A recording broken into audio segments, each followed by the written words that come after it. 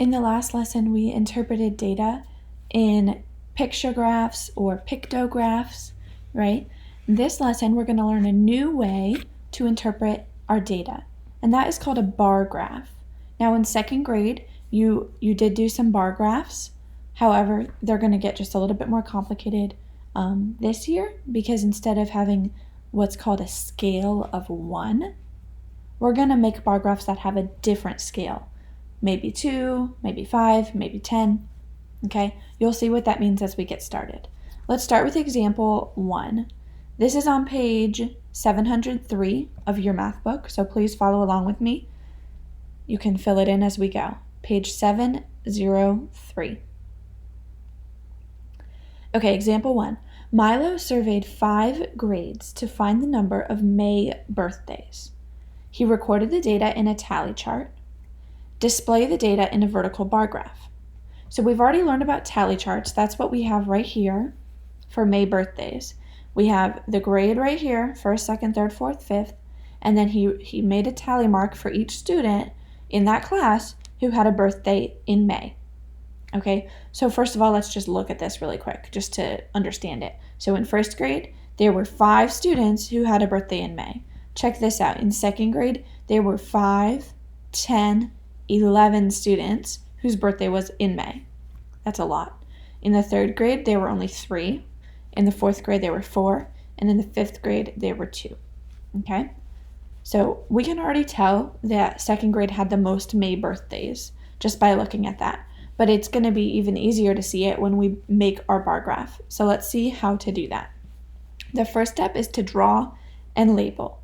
So they want you to draw a rectangle. Let me get out my pen. I'm going to draw a rectangle. And then they want us to label the side and bottom of the graph to describe the information and give the graph a title. Okay, so we already have a title on this, so we can just copy that right here. We don't have to come up with our own title. We just need to write May birthdays. That tells what the data shows, because if we don't have a title, we won't know what the data means. Okay, so titles are really important. So they also want us to label the side and the bottom. So on the side is where we're going to put our marks, okay? And then on the bottom, our scale. And then on the bottom, we're going to put each grade. But I'm not going to do that all here because I want you to see it as we go through. Okay, so here's theirs. Obviously, that's prettier than what I could have drawn. Okay, so like I said, on the left side, we have the scale. So this is what I was talking about earlier when I said that in in 2nd grade, you did a scale of 1. So that would mean on this side, it would go 0, 1, 2, 3. That's just like counting by ones. That's what we mean by a scale of 1. However, this year we're going to start doing different scales. For this one, we're going to use a scale of 2, which just means up the side, we're going to count by 2s. 0, 2, 4, 6, 8, 10, 12. And we don't need to keep going higher than 12 because we know that 2nd grade had 11, right? So we don't need all that extra space up here. We know that we can stop there. So we call that the scale. We have labels on the side right here. Number of students, and down here, grade in school. Okay, which means if you're like, I wonder how many students in the 3rd grade had a birthday in May, you would check for this and you would see here's the part that's for 3rd grade, okay? And then you would have to see what is it pointing to, what number is it at. So we see that it's between 2 and 4. And what number is between 2 and 4? 3. So that means 3 students in the 3rd grade have a birthday in May. That's how you read this graph. So what we need to do is we need to add a title. Just like I did on the last one, I'm going to put right here, I'm going to say May birthdays. The next thing that we're going to do is draw the bars. So they've done that for us here. So if they hadn't done that, I could have done that myself because I would have looked at my tally chart and I would have seen that in 1st grade there were 5 students with May birthdays. So I would have made my little rectangle right here, or my bar, go up between the 4 and the 6 because that's where 5 is. 4, 5, 6. And then in the second grade, third, fourth, and fifth. And I would just do them like that, okay? So the really important thing to remember when you are creating your own bar graph is check the scale out, because that's really important. You can't have a different scale between each bar. So you can't say like 0, 2, 8, 16, 32. You can't do that, because each of these, see the space between these two lines? They all have to be the same. Okay, so like this space in between has to mean 2, 4, 5, 6, 7, 8, 9, 10, 11, 12. See, they have to be the same. That's why they say the rows are equal and each line stands for 2 students. Okay, so all we had to do on that page was label it. Here's another example. Desmond surveyed his friends about their favorite summer sports. Display the results in a horizontal bar graph. Okay, so first of all, they decided to count up the tallies and fill in the frequency table. So remember, tally chart, frequency table. Like I told you guys in one of our Zoom calls, those can be combined into the same table. They don't need to be in separate tables. This is perfectly fine. They just counted up the tallies and wrote the number. Counted up the tallies and wrote the number. So here now we can start to work on our bar graph. You need to make sure that you don't forget the labels, the scales, and the bars. Labels, scale, bars. So labels are these things right here. Sport, number of friends, okay? Those are our labels. Whoops. Sorry. Okay, those are our labels. Number of friends is our second label. And our title is also kind of considered a label. So favorite summer sports, here's where we write the sports: biking, baseball, swimming, and tennis. Number of friends, here's where we do our scale. Notice that this one is different. The last bar graph that we did was vertical. Vertical means up and down. So the bars started at the bottom and they went up. This bar graph is horizontal, which means side to side. The bars are going from the left side and stretching toward the right side of our graph. Okay, so it doesn't really matter which kind you do. They both work. They both work, and they both mean the same thing. Okay, you still, like if you wanted to see, what's the favorite summer sport?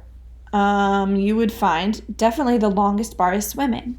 Okay, so it doesn't matter if it's left to right or up and down. Either way, you would know that the favorite sport was swimming.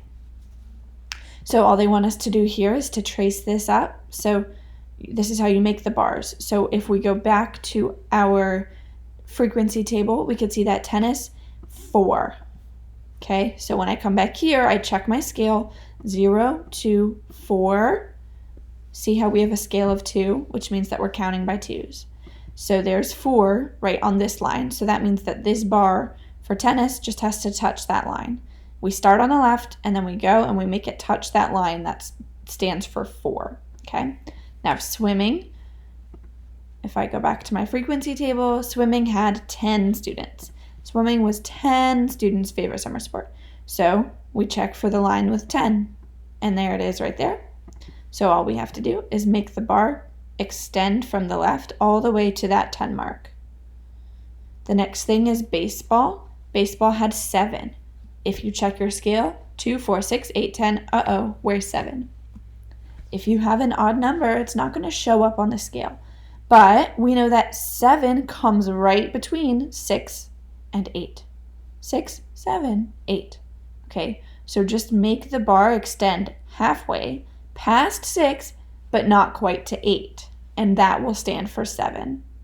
Whatever's between 6 and 8 must be 7. So that's where we'll make that bar go to. And then biking was 6. 6 students preferred biking. So we'll just draw the bar like that. Okay. Let's see. They just filled those in for us as well. Let's see. Now what they want us to do is display the set of data from example 2 in the vertical bar graph. the vertical bar graph. Remember I said vertical means up and down. That means the bars have to start on the bottom and extend upward, whereas the one that we just did was a horizontal bar graph. So let me quickly just remember tennis, swimming, baseball, and biking, how many of each? Let's go back to here. 4, 10, 7, 6. 4, 10, 7, 6. I'm just doing that because I need to remember that. 4, 10, 7, and 6. So now I can make my bars, okay? So we're going to start with tennis, which was 4. 4 students like tennis. So we know that we have the mark for 4 right there. So I'm going to make my bar. It's going to be touching the bottom, and it has to go up like this and cross, and there's my bar. See how it extends all the way to 4. Swimming was 10. Another thing you can do is if you want, make that top, and then you can just like draw the lines up to meet it. There's different ways to do it. Doesn't matter if it's perfect. Just try to make sure that your bar always is touching the bottom and it extends to the correct spot. Baseball, 7. So remember we said 7 is between 6 and 8. So here's 6, here's 8. So it has to go right in there. I'm going to draw my top right there first. And I'm going to go down and I'm going to go down.